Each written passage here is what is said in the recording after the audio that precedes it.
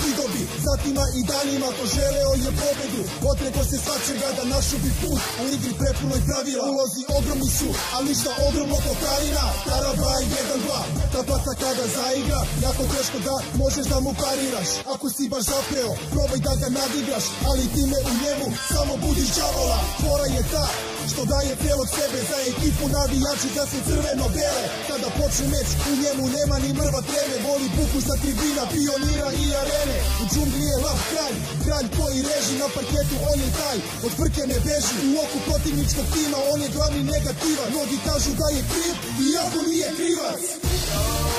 Kalinić with a trojka! Bravo!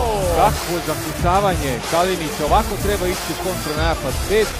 Ona sjajna rampa Kalinića, nije pogodio, ali Kalinić! Pogađa Kalinić, da vidimo Reynolds, 3 sekunde.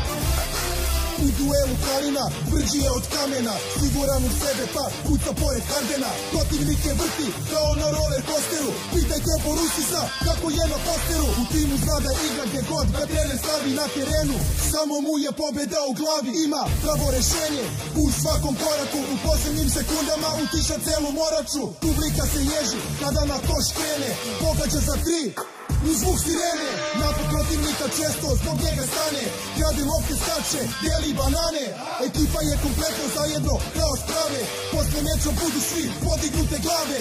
Kada tim sabija, rulja u transu navija, Tarabaj 1-2, to je Kalina.